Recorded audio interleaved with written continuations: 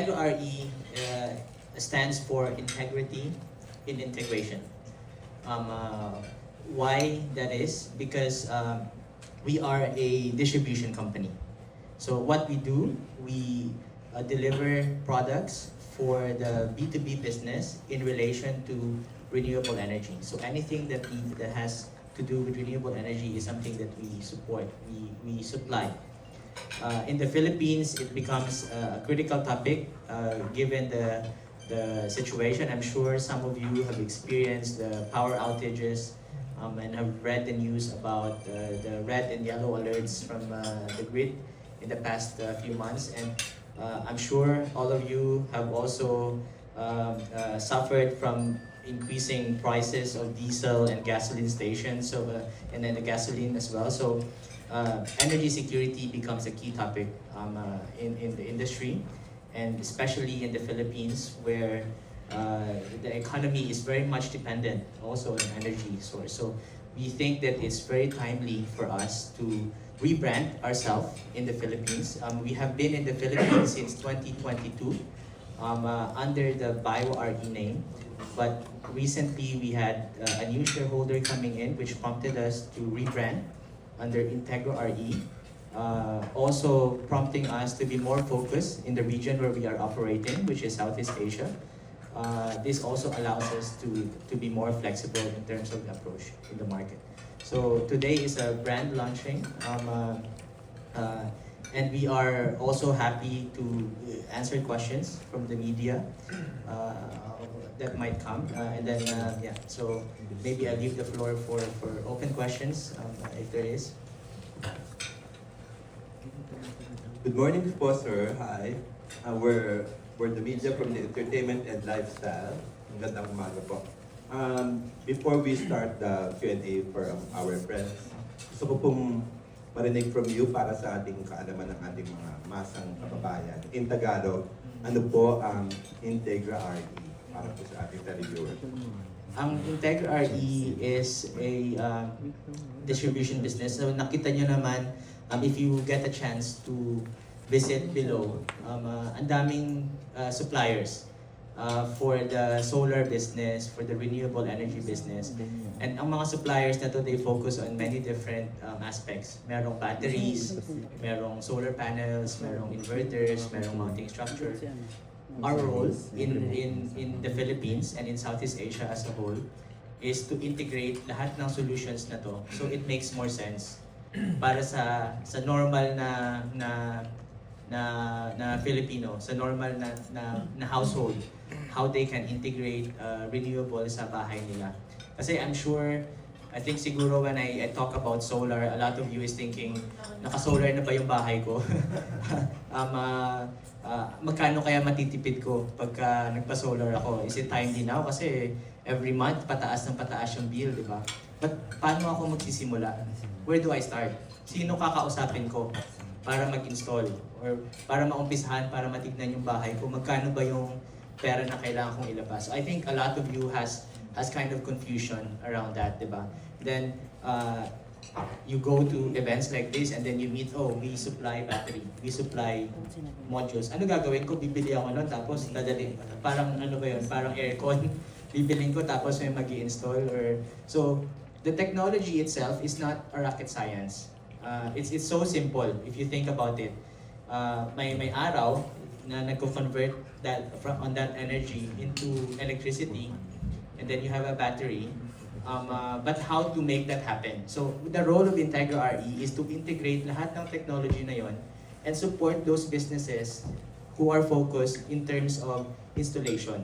Kasi a lot of people talk about it, but in a way, marami pa rin confusions on how do we start?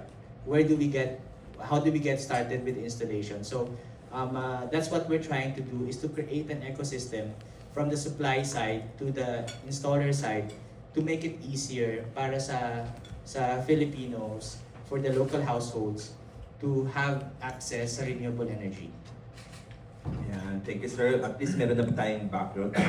So we're now starting the Q&A po from our video friends. Starting off with Jojo Panaligan of Rider PH. Good morning. Meron ba kayong projection on how the energy crisis will can only deepen with or without the Middle East? Mhm. So there are many factors impacting the situation in terms of energy. Not just the Middle East. All the economy actually has something to do with it. Especially now, for example, with the recent visit of Trump to China. Policies may change because of that. That may impact also supply on certain manufacturing.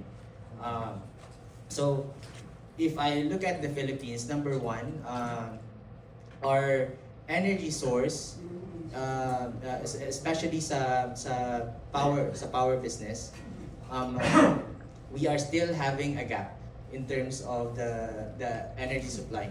That's why nakikita mo minsan may mga red alerts, yellow alerts, and sometimes it's confusing because you could hear from DOE, wala namang issues sa supply. Pero then the next day may yellow alerts na kasi there's one plant or there's certain plants that are not operating, di ba? So we don't have enough buffer, and that also makes the cost of electricity very high. Kung ikukumpara mo yung price ng kuryente sa Pilipinas against the neighboring countries, we are one of the highest. And if you look at your bill, I think yung generation cost is part of it, but most of what we are paying is yung transmission losses, all that. So which actually gives you a sense na hindi yung infrastructure natin for energy is not that solid, di ba? So there's a lot of things that needs to be fixed. On the overall economic situation, in every country, there is a projection na pataas yung price ng electricity, ng energy in general, di ba? And similar sa Philippines. One of the biggest implications, I guess, for now, as you could feel, yung araw-araw mo siguro nakikita is yung gasolina. Diba? And then maybe monthly mo nararamdaman is yung bill mo sa utility. But if you can see in the Philippines, there's now more awareness in terms of EV charging, for example, EV cars. People wanted to shift, kasi medyo namamahala na sa gasolina. So, I think one of the things is medyo mas aware na yung local market in terms of energy security. It's a topic that is really close to their heart. And everybody is looking at the impacts of all this, the trade wars, for example, wars in the Middle East, how it would impact the prices here. So, overall, I think many different factors. It's hard to pinpoint how things would look like. But one thing is for sure, based on what we have seen and what the historical data that we have seen, pataas yung presyo ng electricity.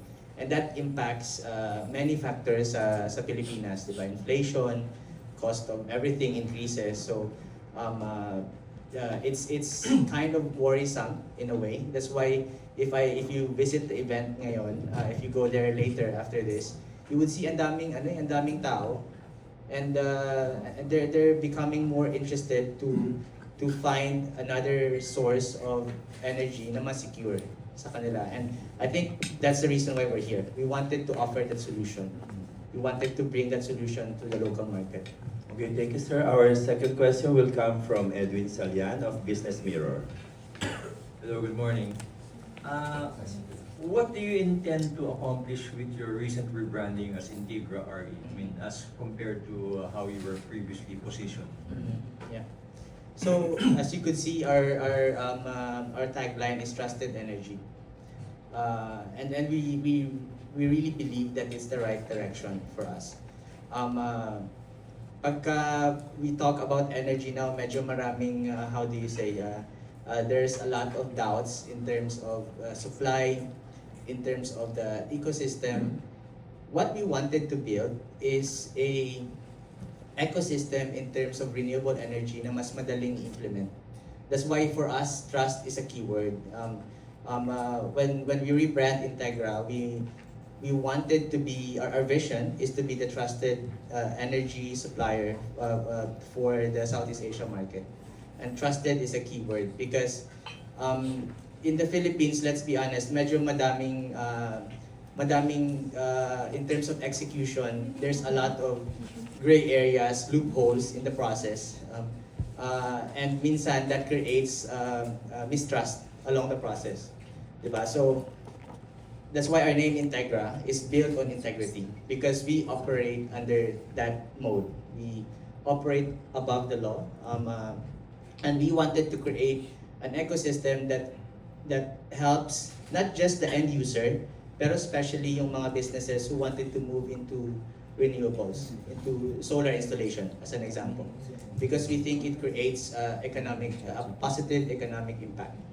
Thank you, sir. Our next question from Jefferson Fernando of Daily Tribune. Hello sir, good morning. Nabanggit niyo kanina na one of the highest na energy bills dito sa Pilipinas as compared to other countries. Sir, as an expert in this field, sa tingin niyo po, saan nila, bakit ba hanggang ngayon marami nagagalit every time na natatanggap nila yung bill nila? And do you think we're failing pagdating sa pag-disseminate ng information? Pagdating lalo na sa power or sa energy? Yeah. I wouldn't go into too much details, I guess, in terms of the politics behind it. You know. Pero I would say kung kayang pababain ng ibang bansa yung kuryente nila, we definitely could. And there's some loopholes, I guess, on how we implement the process. One of the things on the solar side, especially, is medyo komplikado yung process ng permitting. So pag nagpa-install ka ng solar sa bahay mo, it's not just that they come in and then they install. They need to go through permitting process. Minsan yung permitting na yun takes a lot of time. But I also give due credit sa government because they're trying to improve. But again, compared to other countries, they've kind of taken out those permission, di ba? Kasi they understand na if we have more solar sa rooftop, it would help us to address the main issue, which is the energy supply. So I think that's one of the challenge in the Philippines. Medyo mahirap yung permitting process, and if we could enable that, I think a lot of people would want to install solar sa bahay nyo, would want to install solar sa businesses nyo, and then we could address the issue holistically. Thank you, sir. Thank you. Before Nikki, we have a question from RJ from Power Philippines. Good morning po. So just to clarify, Integra RE is a distribution platform, right? That makes it simpler for businesses and residential households to kind of start their installation process. Correct. Can you walk us through how exactly you make it easier for them? Are you cutting out like permissions? Are you, for example, installing the systems yourselves? Yeah. So we are working more on the supply side. So ang daming you need quite a bit of components to enable installation, di ba? So we integrate all those supply and we supply that sa mga installers. So medyo mas madali yung sourcing sa kanila. And because we are very experienced globally on how to do this, we're able to then qualify materials na mas proven, you know, compared sa I think you can easily source out equipment from China, for example, but the danger on that, and that is something that we see in the Philippines, if we don't have control on the supply, it could also create safety issues which could impact the entire renewable industry. Kasi pag may isang bahay lang dyan na nasunog because of low quality products, it's not just gonna impact that brand, but they're gonna say solar is not safe. So what we're trying to do is trying to standardize the supply. And if you're an installer, ang dami kasing mga air-conditioned installer that are now moving into solar. For example, they don't have much know-how about the technology. So what we're trying to do is to help them na imbes na makipag-usap sila sa madaming suppliers, would train them and then would enable them to execute installation faster. So that's what we do best. And then what we also sometimes do is to work with financing company, banks, because of the reputation we have, sometimes mas komportable sila to loan financing for those installers who source goods from us kasi medyo mas in terms of the brands, in terms of the quality, they're more comfortable working with us. Thank you.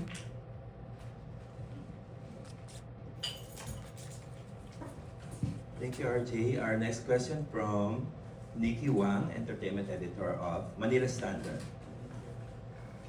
Hi. Can you describe the current solar adoption in the country? And you mentioned earlier na meron mga hurdle in terms of policy in the Philippines. So, what do you think is needed to fast track, solar adoption in the country? Yeah. So, the first question is, I guess, the current adoption rate. No, if you look at Philippines, and you would for those who has been covering energy business, you would see na ang daming utility, large-scale projects. We're talking about the 300, 500 megawatts, the MTERA gigawatt hours of installation, di ba? So the market is more, at the moment, is more inclined towards the utility scale. Kasi meron yung energy supply issue, di ba? On the other hand, if you look at other countries, they're already past that utility scale. They understand that solar, that renewable itself, is a distributed generation. It's not one big utility project na isusupply and then i-charge lang sa inyo. What they have done is support policy towards rooftop, more rooftop driven. Kasi imagine, if you have a house and then you are self-reliant, that means the energy you produce, you consume. Kung ganun yung lahat ng bahay, wala tayong energy issue di ba? So, I think what is, to answer your second question, what might be missing is more of a support on distributed generation. And we know for a fact na medyo mahirap yun kasi if you look at the system, we are buying from a utility, di ba? And this utility, is of course, in a way, making the business because of the charges that they make for us. So, medyo may complexity in that aspect, if you could understand what I mean. But if we have, if the government supports more of the rooftop, that means residential or commercial, then we would be able to bridge the gap in terms of energy supply. Medyo malaking part ng issue yung ganun. I think the policy that should support more distributed generation rather than utility scale projects. Thank you.